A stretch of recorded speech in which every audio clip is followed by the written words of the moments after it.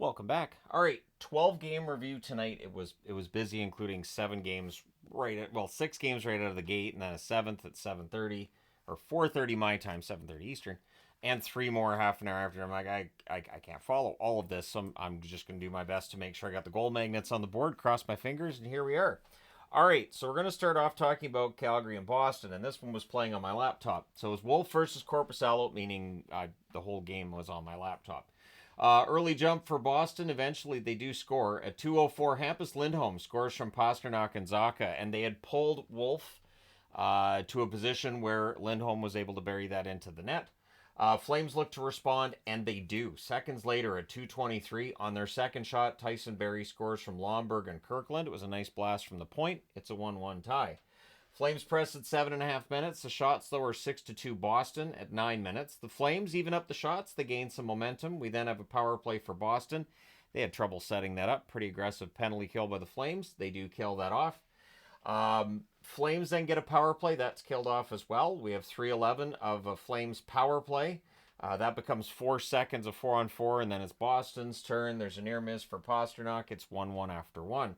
Second period, the Flames finish the kill. Then we get 2 minutes of 4-on-4. This game did not keep up like that.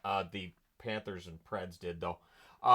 Marchand hits his second post of the game. Backlund can't bury one in close. The Flames press at 4 minutes. The shots, though, are 6-3 Boston 6 minutes in. And then at 8:25, Zacha.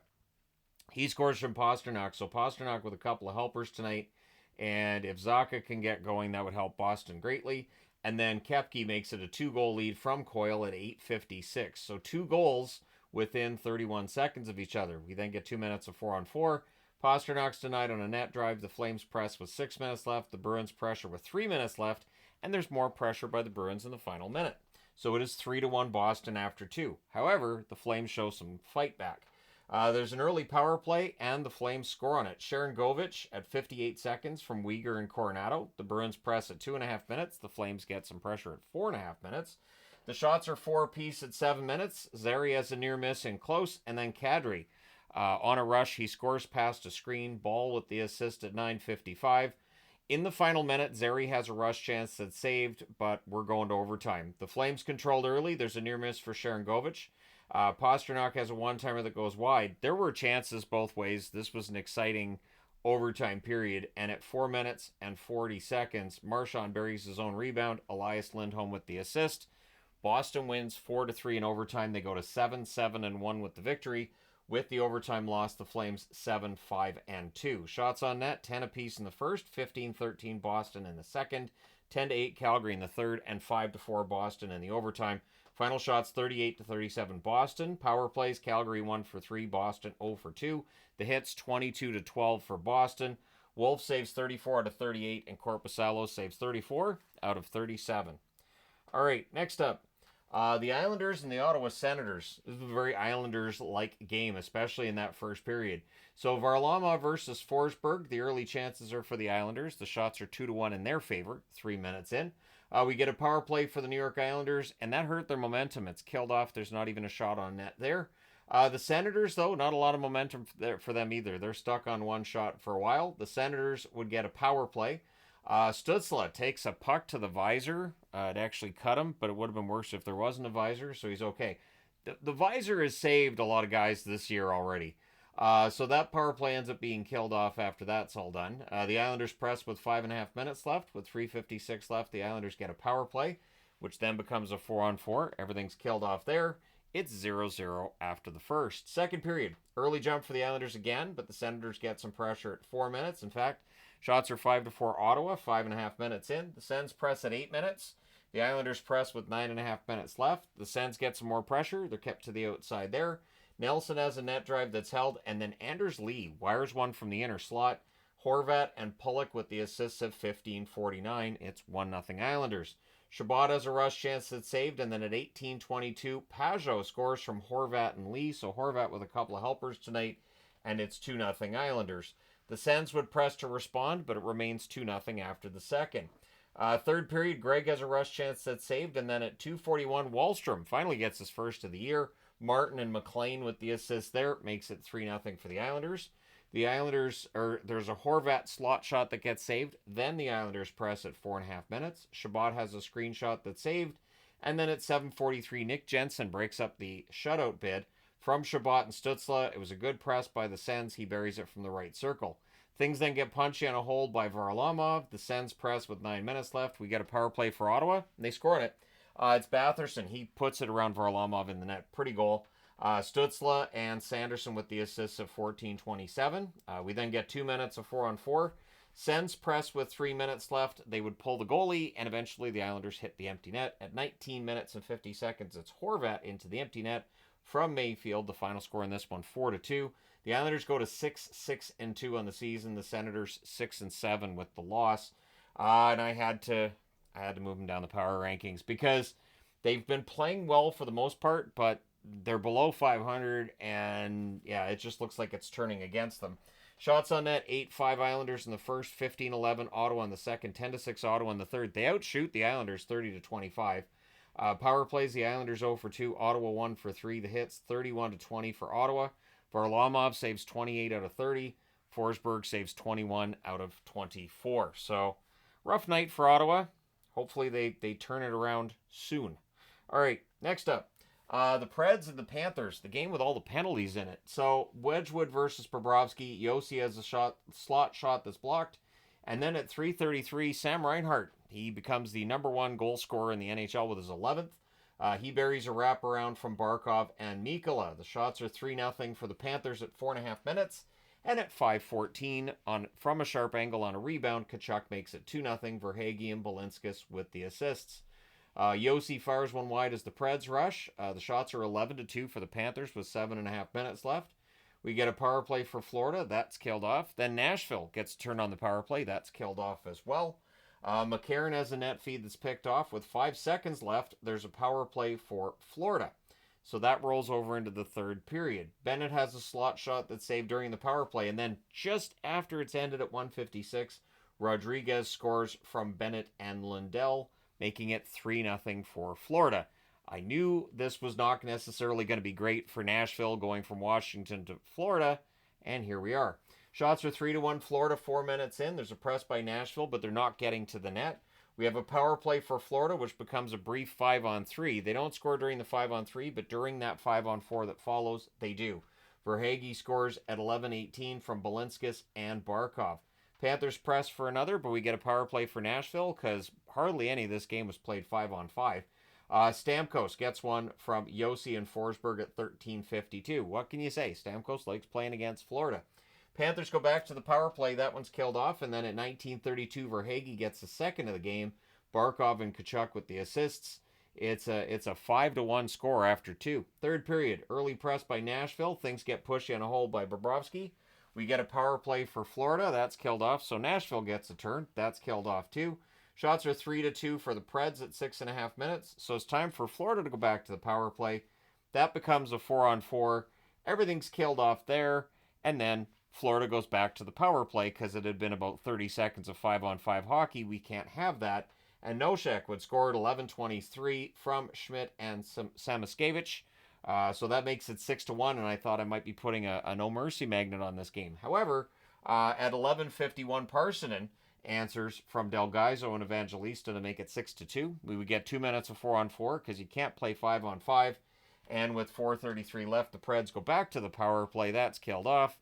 Your final score is 6-2. Florida goes to 10-3-1 in the season. Nashville 4-9-1 with the loss. Shots on net favored Florida the whole way. 13-7 in the first, 12-4 in the second, 9-7 in the third. Final shots 34-18 for Florida. Power plays Nashville 1-5, Florida 2-7. The hits 39-21 for Nashville.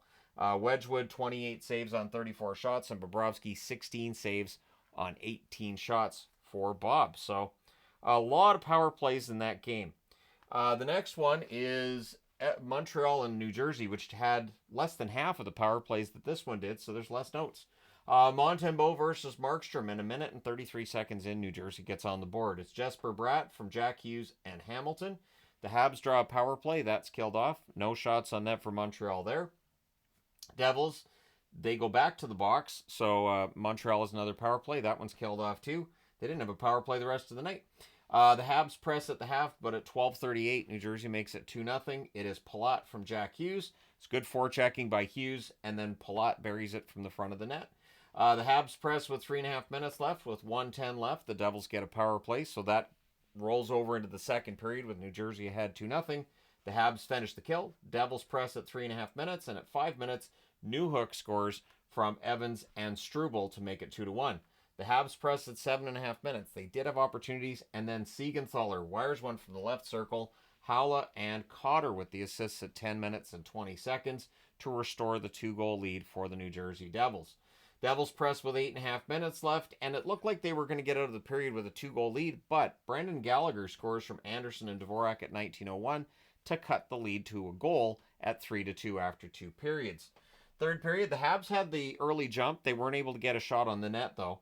The only shot on net was New Jersey's 3 minutes in. The Habs press at 5 minutes. However, Jack Hughes scores a goal to go with his assists on the night. Bratt with the assist at 6:23. So Jesper Bratt returning the favor and getting the assist on Hughes' goal. And then at 8:13, Newhook keeps Montreal close. He scores from Gooley. We get a power play for the Devils. That's killed off. The Habs press at 6.5 minutes left. Then we get another power play for the Devils. That's killed off, but it takes 2 minutes off the clock. The goalie pull happens, and Jesper Bratt hits the empty net for his second goal of the night. 19:34 is the time of that, and that's your final goal of the game. New Jersey wins 5-3. They go to 9-5-2 with the win. Montreal drops to 4-8-2 with the loss. Shots on net, 8-7 New Jersey in the first, 9-8 New Jersey in the second, 10-9 New Jersey in the third. Final shots, 27-24 for the Devils. Power plays, Montreal 0-2 and New Jersey 0-3. The hits, 25-22 Montreal. Montembeault, 22 saves on 26 shots. Markstrom, 21 saves on 24 shots. And entertaining game. New Jersey gets the win. And right now I'm looking at the power rankings board. They're in the top row. All right, next up. Sabres and the Rangers. So I've been debating about when I'm going to start wearing NHL jerseys again for reviews. I knew I was going to. I'm not going to be able to go through hundreds of days of, non-NHL jerseys for reviews. And I figured, you know what? This win by Buffalo tonight is impressive. Why not go with the Buffalo one tonight? Even though Vancouver sweeps California for the first time in their existence. So it was tough, but I thought, no, I'll go with Buffalo. So it's Luukkonen versus Shesterkin, and the Rangers had a rough start to this. 26 seconds in, Dahlin scores from Byram and McLeod, and I'm flipping around the channels. There were a lot of early goals in these games, and so I just put the goal magnets on the board and just filled in the goals later during the 7:30 starts because it was a pretty bonkers start to a lot of these games. 26 seconds, a minute 33, 3:33, 2:04, and 2:23. I thought we were going to see some big scores tonight. So then the Rangers look to respond, but the shots are bafflingly 3-0 Sabres 5 minutes in. The Rangers just didn't have it tonight. It was so weird to watch, and full credit to the Sabres. We get a power play for the Rangers. That's unsuccessful. The Rangers press after it ends. We get a power play for Buffalo. That's killed off. Sabres go back to the power play. That's killed off as well. It's 1-0 Buffalo after one. Second period. There's a full Rangers power play to start that period, so the Sabres kill that off. They clear the puck out, and at 2:45, Cousins scores from Benson and Quinn, so that makes it 2-0 Buffalo. Then there's a delay of game call, gives the Rangers another power play. Kreider to Panarin near miss. It's killed off. Sabres clear it out after it's done. Shots are 7-2 Rangers at the half, but Buffalo would score again. At 11:39, it's Tage Thompson burying one on a rush. The assists from Peterka and Clifton. At 12:09, so 30 seconds later, good forecheck by Zucker gets it to Greenway. Greenway buries it into the open net. It is 4-0 for Buffalo at that point. It becomes 5-0 on a goal by Lafferty at 13:51 from Malenstein and Krebs. Then there was a sixth goal scored, I do believe, by Buffalo that got taken back. And because there was so much going on, I didn't see if it was offside or goalie interference. I assume offside. It doesn't matter. Look at the score. It really doesn't matter if a goal got taken off the board. So the Sabres press for another, and it's all Sabres. Like, you would think at some point in time it would click. The Rangers would start playing. They didn't. So, again, looking at the power rankings board, that's caused them to drop a bit tonight. So 1:14 left, the Sabres get a power play. So that rolls over into the third period. The Rangers finish the kill, and then they get on the board. Will Cooley, on a turnover, they cycle, and this one deflects in. Jones and Panarin with the assists at 4:21. We get a power play for the Rangers. That's killed off, but the shots are 4-0 New York at 9 minutes. But then we get a power play for the Sabres, and they score on it. It is Benson from Quinn and Tuck at 11:55. That's Zach Benson's first goal of the season, I do believe. And your final score is 6-1. Buffalo goes to 6-7-1 with the shocking victory. The Rangers drop to 8-3-1 with the loss. And there's your no mercy magnet right there. Shots on net, 8-6 Rangers in the first, 9-8 Buffalo in the second, and 10-7 Rangers in the third. Final shots, 26-22 for the Rangers. Power plays, Buffalo 1 for 4. The Rangers 0 for 4. The hits the hits were 34-17 Rangers. Luukkonen saves 25 out of 26. They chase Shesterkin, who saved 7 out of 12. Quick saves 9 out of 10. So Quick, get those. Okay. So take those stats tonight with Shesterkin and sit him down and go, we can't give you $12 million. Look at the numbers from tonight. At any rate, that being said, I do need to change boards.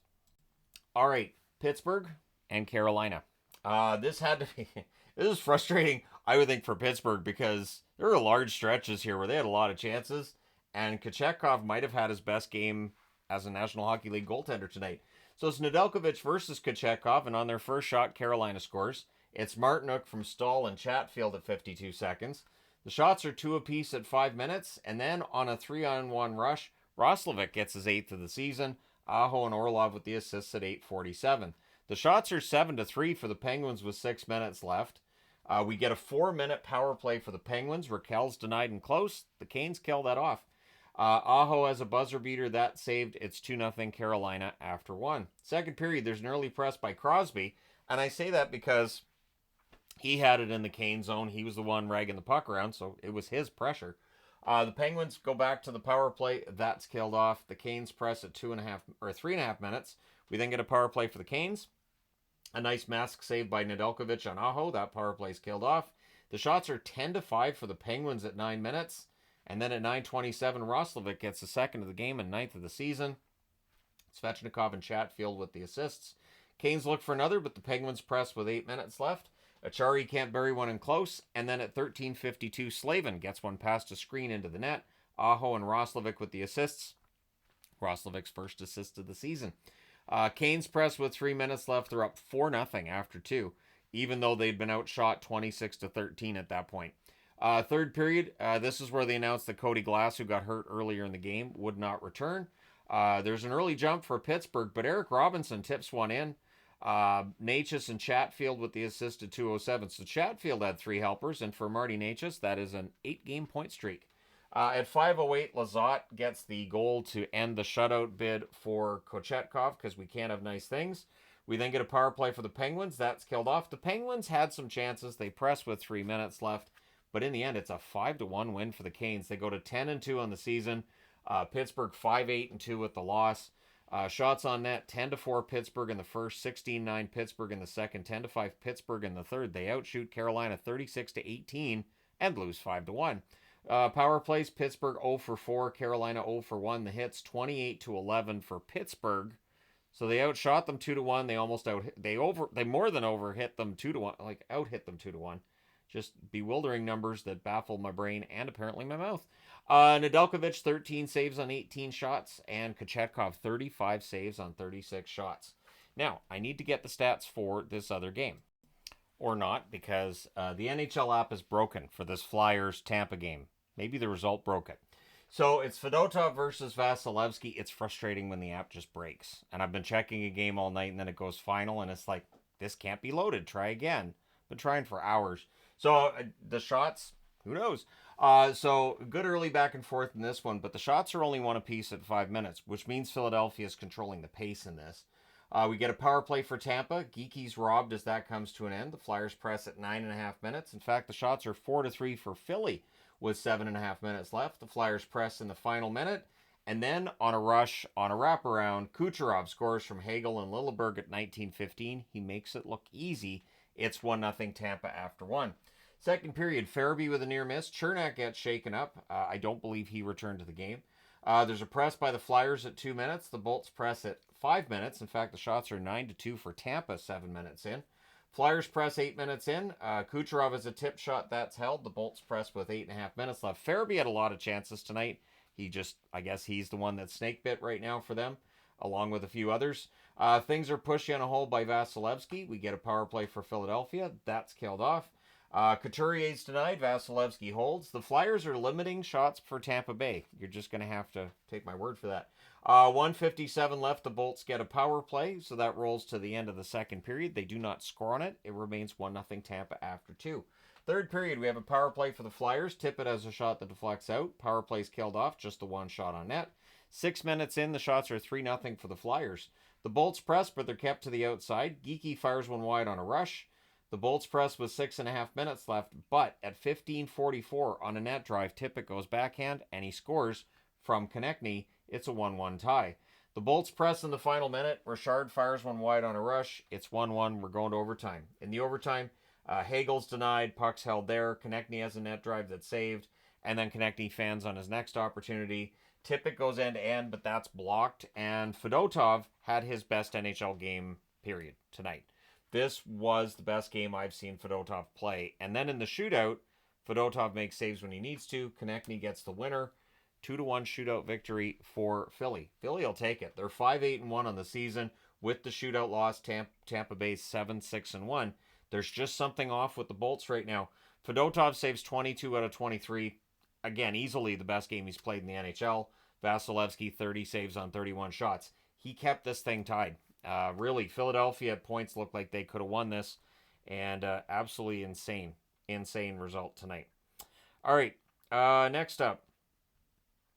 Utah and the St. Louis Blues. So it's Ingram versus Hofer, and 18 seconds in on their first shot, Kesselring scores. Keller and Schmaltz with the assists. The shots are 3-0 for Utah at 2 minutes. We get a power play for Utah. That's killed off.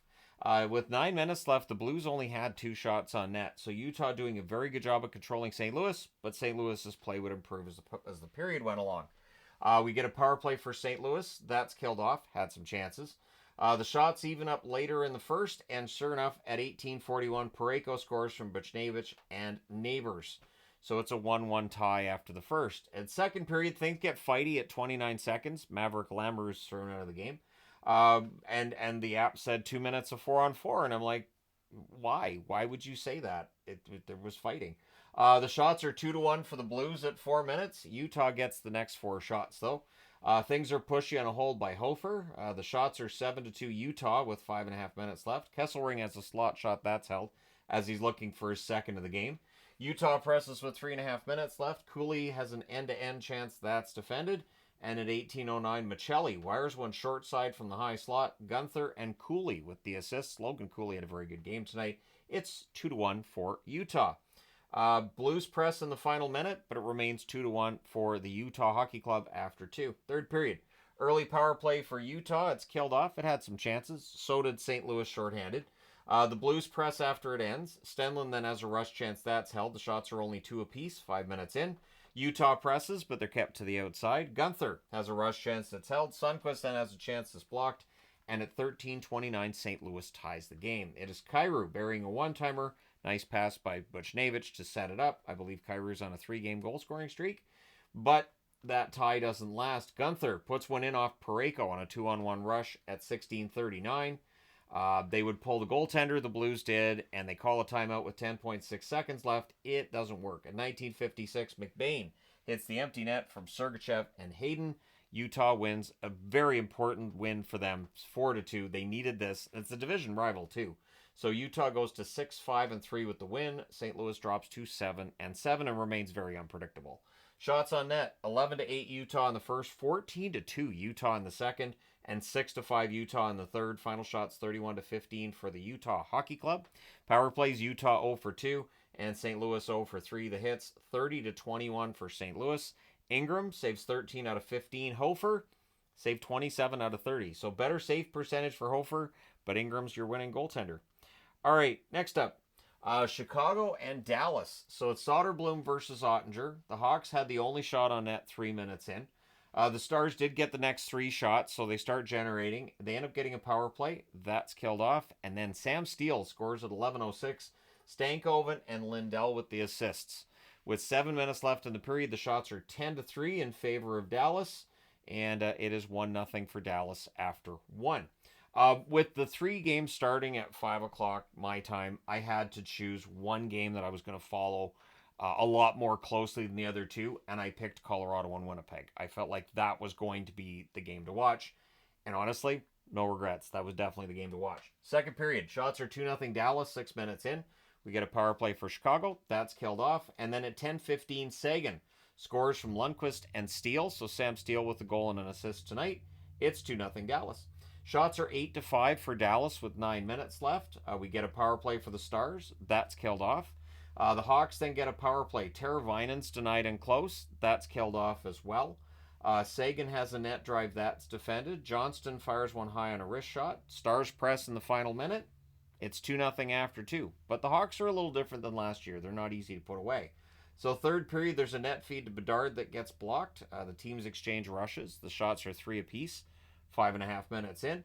The Hawks press at 6.5 minutes. Hall's denied. The Stars clear. The Hawks then draw a power play, and they score on it. Bertuzzi deflects one top shelf from in close. No chance for Otter there. Bedard and Donato with the assists at 9 minutes. So Bedard with a helper tonight, and that makes it 2-1. Stars then get a power play. That's killed off. The Hawks didn't really give them much to look at there. Shots are 8-7 for Chicago with 7 minutes left. The Stars press with 6.5 minutes left. Brody has a shot that's held as the Hawks press. Lundqvist then has a screenshot that's held.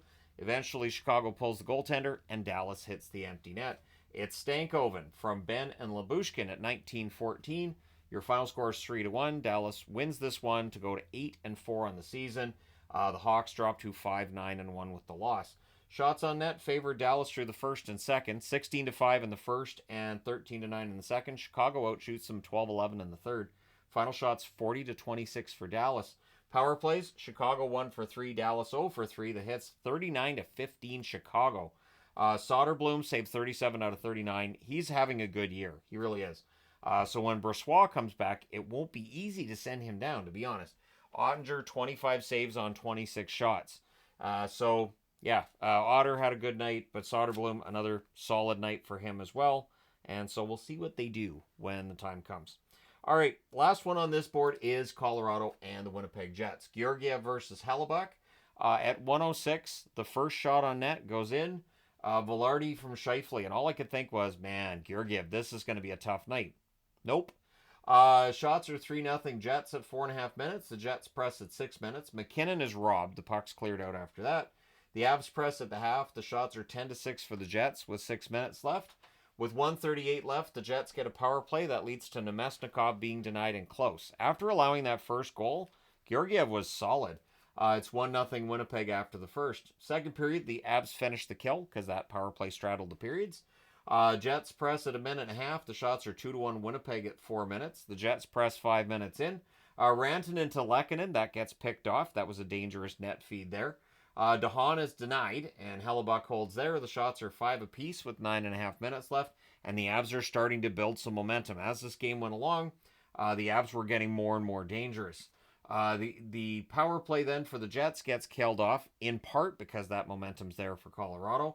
Velarde couldn't bury one in close. It remains 1-0 Winnipeg after 2. Third period. Early press by the Avs. The Jets get pinned down. They're doing their best to block shots, but yeah, it did not look great for the start. There's a near miss for Kelly. Puck's cleared out there. Makar is absolutely robbed in close. So Cale Makar was out there playing tonight. More pressure by the Avs at 5.5 minutes. Lehkonen has a slot shot that's held. The shots are 8-1 for the Avs, 6.5 minutes in. There's a near miss for Scheifele. The Avs rush the other way. Ehlers fans on one. Puck's cleared out after that. O'Connor has a chance that's held. Things are pushy on a hold by Georgiev. McKinnon has a net feed that's blocked, and some nice forechecking by Niederreiter late in the game draws some cheers from an appreciative crowd. With 1:10 left, what had been a 6-on-5 becomes a 6-on-4 as they draw a power play, so the Avs call the timeout before that gets started. There's an empty net miss by Barron. The fans then call one. The referee does not.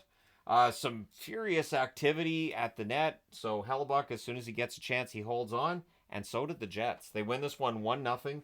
They go to 13-1 with the win, so there's the Tony the Tiger magnet for the shutout. The Avs dropped to 6-8, but they played well. Honestly, look at the shots. 15-9 Winnipeg in the first, 9 apiece in the second. 17-4 Colorado in the third. Final shots 35-28 for Colorado. Power plays 0 for 1 for the Avs, 0 for 2 for Winnipeg.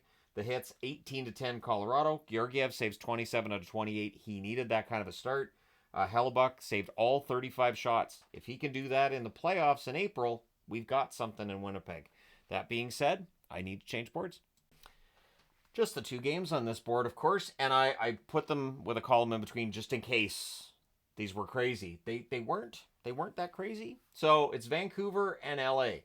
This is the first time Vancouver's ever swept a California trip. I'm not surprised that this is the first time Vancouver's ever swept a California trip. It's Lankinen versus Kemper. A good early flow to this one, but at 1:43 on their first shot, LA scores. Byfield from Fogle and Laferriere. He buries that one in close. Byfield started scoring goals now. Dano has a net feed that's picked off. The teams exchange turnovers. The Canucks draw a power play. Garland couldn't bury one in close. That's held. Power play's killed off. 3 shots on net for Vancouver. Canucks press at 7.5 minutes. Then there's an offensive zone penalty by Höglander, so the Kings on the power play. There's a shorthanded 2-on-1. Pettersson's denied there. That power play's killed off. LA did get 4 shots on that power play. Besser gets shaken up, and this was a pretty nasty hit by Jeannot. The announcer's talking about how they expect there to probably be a suspension. It was the Vancouver feed I'm watching, obviously, right on Sportsnet, so we'll see. But it was a 5 in a game, so it was a match penalty for Jeannot. The Kings were pretty aggressive on the penalty kill. The Canucks couldn't score until late in it, and it's Garland who scores because Kemper put it in his own net. He just took his stick, and you know how they sweep the puck out? He swept it in at 14:20. Bold strategy. So that's at 14:20. That ties the game at 1. And then we have 17 seconds of 4-on-4. Kings power play after. So that 5-minute major, the Canucks did get a goal. Probably not happy they didn't get more. So everything gets killed off there. The Canucks press after killing off that Kings power play. It's 1-1 after 1. Early in the second, they announced that Besser would not return that tonight. Hopefully he's okay, but from the way he got caught on the chin, it was a check to the head. That's usually concussion territory. Kopitar has a net feed that's picked off. Burrows has a rush chance that's held. Miller has a net drive that's blocked. At 5:51, Jake DeBrusk, on the nicest goal he scored as a Canuck of the 3 goals he's had, he just puts it around Kemper and in. Hughes and Hronik with the assists. Canucks press for another. We get 2 minutes of 4-on-4. The shots are 6-2 for the Canucks at 9.5 minutes. The Kings then go to their third power play. Kempe whiffs on a prime chance. Kopitar to Fiala. There's a near miss there. That power play's killed off. Pressed by the Kings with 6 minutes left. Anderson gets hit up high with a puck. He was bleeding. He left for repairs. Heinen then has a rush chance that deflects wide with 14.5 seconds left. Hronik takes his second straight penalty. He's back in the box. So that rolls over into the third period with the Canucks ahead 2-1. The Canucks finished the kill. Just one shot hit the net. There were so many chances around the net. Just one that actually touched Lankinen. And then at 2:44, Quinn Hughes on a screenshot from the point makes it 3-1. So a goal to go with an assist tonight. Sherwood's then denied from the inner slot. Man, is he popular in Vancouver right now. Shots are 3 apiece at 5.5 minutes. Höglander has a rush chance that's saved. I'm sorry, Nashville. There's no takebacks. Sherwood's a Canuck now. That's that. It's done. Höglander has a rush chance that's saved. Kempe fires one wide on a rush. The Kings press with 6.5 minutes left, and I knew there was one that was going to go in. They were playing 4 forwards and a defenseman. Interesting to see that. Coach Thompson doing that again later as well. So Gavrikov gets a goal from Moore and Danault at 13:57. He's the only defenseman on the ice, and he gets his first goal. So the Kings press with 3 minutes left. They would pull the goaltender, and at 18:46, JT Miller hits the empty net from his own end of the ice. Apparently, Rick Tocchet had them doing a drill yesterday where you would try to hit the empty net from your own end of the ice. And if you didn't hit the empty net, you had to go for a skate. You had to do a lap. I've tried that. You know, when we used to do the kids' hockey, I would try to hit the empty net from a distance. It looks like it's easy. It's not easy. So, 4-2 win for the Canucks tonight. They go to 7-2-3 with the win. The Kings drop to 8-4-3 with the loss. Shots on net, 9-7 Vancouver in the first, 10-7 LA in the second, 10-7 LA in the third. Final shots, 27-23 LA. Power plays, Vancouver 1 for 3, LA 0 for 4. The hits, 33-26 Vancouver. Lankinen saved 25 out of 27. He continues to just be a revelation. I'm so happy they signed him. Kemper saves 19 out of 22 at the other end. So, yeah, Vancouver, very successful road trip. Now they have to start winning at home. That's the tricky part. All right, last game of the night, Minnesota and San Jose. So it's Fleury versus Vanacek, and 2 minutes and 22 seconds in. On their third shot, Bogosian scores from Chisholm and Foligno. So Bogosian's been scoring some goals lately. Sharks look to respond, but they can't get to the net. In fact, the shots are 4-0 for the Wild 5 minutes in. Teams trade rush chances. The Wild press at 8.5 minutes. They're kept to the outside. Liljegren to Will Smith. That gets picked off, and it is Liljegren. And I'm going to say this, Liljegren, who we remember as Liljegren in Toronto, has looked great in San Jose. He's looked fantastic in San Jose. So, yeah. We get a power play for the Wild. There's a crossbar for Faber. That's killed off. Toffoli has a shot that's caught and held. Wild go back to the power play. That's killed off as well. Goodrow is denied and close. The Wild press in the final minute. They're up 1-0 after the first. Second period, the Wild score, but it's offside. And it was pretty obvious it was offside. We then get a power play for San Jose. Celebrini's stick dies as he's taken a shot. Power play's killed off. The Wild rush after it's done, but the shots are 4-1 for San Jose at 4.5 minutes. And at 4:34, as I'm writing it on the board, Celebrini tips one in close from Granlund and Thrun. So that ties the game at 1. Celebrini looks fantastic. He has such an excellent shot. He's a good playmaker too. I think he's going to be a star in the NHL. Wild press for response. Spurgeon has a shot that's saved, and then Zuccarello buries one in close at 8:01 from Kaprizov and Rossi. That gives Minnesota back the lead. They would not relinquish it again. Things are pushed on a hole by Marc-Andre Fleury. We get a power play for the Wild, and at 13:26, Boldy scores from the right circle past a screen. Faber and Kaprizov with the assists, so Kaprizov putting up a ton of points again tonight. Sharks look to respond. 3:28 left. There's a power play for the Wild. That's killed off. The Wild press in the final minute. They're up 3-1 after the second period. Third period. Early jump for the Wild. Kaprizov's denied and close. Shots at 3-1 Minnesota at 3.5 minutes. Middleton fires one wide from the slot. Toffoli fires one high as the Sharks press. And then at 6:02, Brodin with a point shot that actually goes off Cody Ceci into the net. Goodrow and Kaprizov with the assists. So that's what, 3 assists for Kaprizov tonight? That's a pretty good night's work for him. Sharks draw a power play. That's killed off. The Wild press with 8.5 minutes left. Cunnin to Will Smith gets picked off. So Cunnin trying to get those passes over to Will Smith, and Minnesota catching him a couple of times. And then Celebrini with a wrister from the high slot. And it was pointed out he wasn't even looking at the net. Granlund and Thrun with the assists at 16:08. So that's just a fancy goal by a fancy player. So they pull the goalie because they're only down by 2, give it a shot, and Boldy hits the empty net at 18:25 to put this out of reach. Minnesota wins 5-2. They go to 9-2-2 on the season. San Jose drops to 4-9-2 with the loss. Shots on net, 13-5 Minnesota in the first, 13-10 San Jose in the second. Both teams had 8 shots in the third. Final shots 31-26 for the Minnesota Wild. Power plays, Minnesota 1 for 3, San Jose 0 for 3. The hits 20-16 San Jose. Fleury saves 24-26, and Vanacek 26 saves on 30 shots. So, yeah, pretty good night of hockey. Let me know your thoughts in the comment section below as always. Don't forget to hit like and subscribe in the event you may not have done so already. Thank you guys so much for your support as always. I will talk to you again soon.